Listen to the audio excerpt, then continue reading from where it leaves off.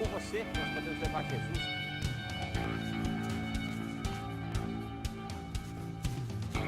Invista neste canal. Invista em um mundo melhor.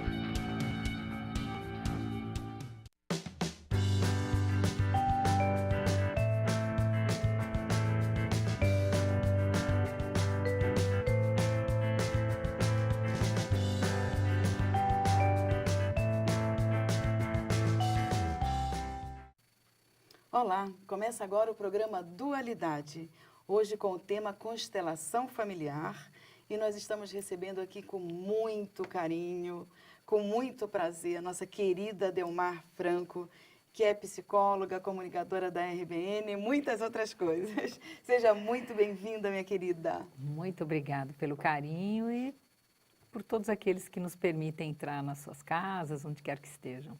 Olha, é um prazer enorme estar aqui com você, porque a gente tentou, né, Delmar? Verdade. Mas, como tudo tem sua hora certa, Tudo tem sua hora. vamos falar de constelação familiar. Vamos. O que é constelação familiar? Como é que você fala para o nosso público entender de uma forma fácil o que é?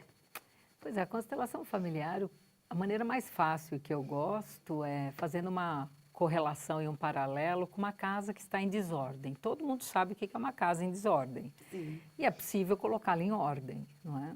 A constelação, ela, simplificando, você olha para o sistema da família e nesse sistema, quando a pessoa traz uma questão, normalmente é uma questão que está em desordem, é algo que, né, não está ali muito no lugar ou não está fluindo. Às vezes as pessoas se queixam, puxa, minha vida não flui, parece que tem aqui, está estancado aqui, está difícil ali. Então, assim como uma casa é possível ser colocada em ordem, existem as ordens dentro da constelação familiar, onde é possível.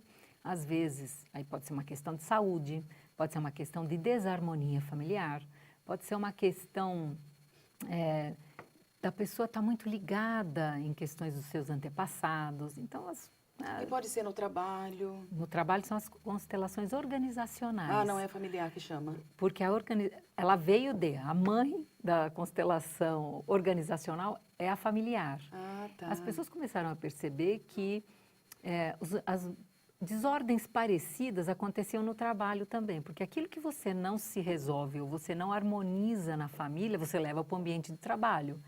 Então, se eu tenho uma dificuldade com pai e mãe, eu vou levar para o trabalho questões com autoridade.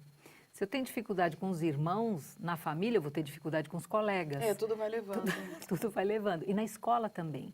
Nós tivemos com a Mariane aqui, uma alemã maravilhosa. Ela trabalhou na época da guerra e com crianças. Então, às vezes, numa sala de aula, tinham várias crianças de várias etnias, né? E essas questões, como você está dizendo, são levadas para a escola também. Também. Então, existe desordem tanto na família, na escola e no trabalho. Perfeito. Então, a perfeito. constelação familiar é realmente para organizar uma situação, um fato que esteja ocorrendo pontual ou então já antigo. Perfeitamente. Algo crônico ou algo mais ali do momento, não é? E essas ordens são muito simples de serem entendidas, né?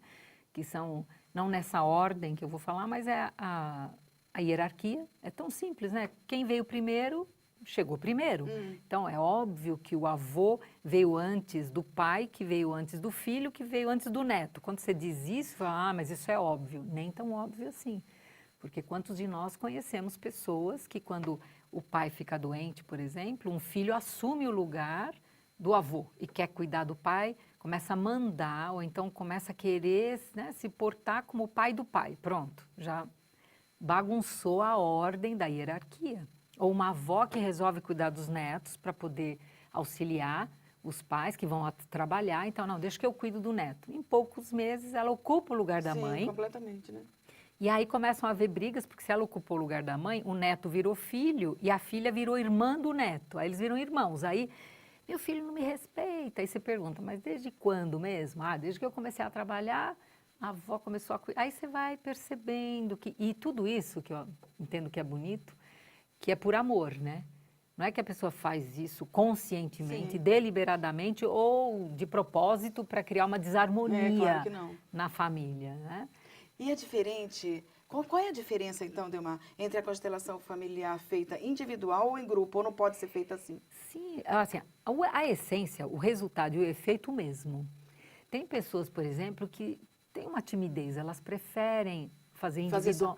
fazer individualmente, porque aí você pode usar, a gente fala dos bonequinhos, né? Porque os bonecos vão representar os familiares.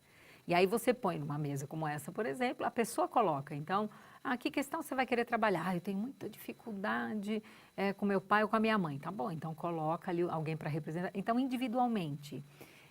Outras pessoas preferem coletivamente. Então, aí entram como representantes para o pai, para a mãe, passam a ser esses representantes. Sem precisar ser a pessoa da família, teria o representante. Exato, então é possível das duas formas e o resultado é... Porque assim, ele é idêntico e também às vezes as pessoas elas são tanto quanto imediatistas, elas às vezes querem fazer a constelação e ver o resultado.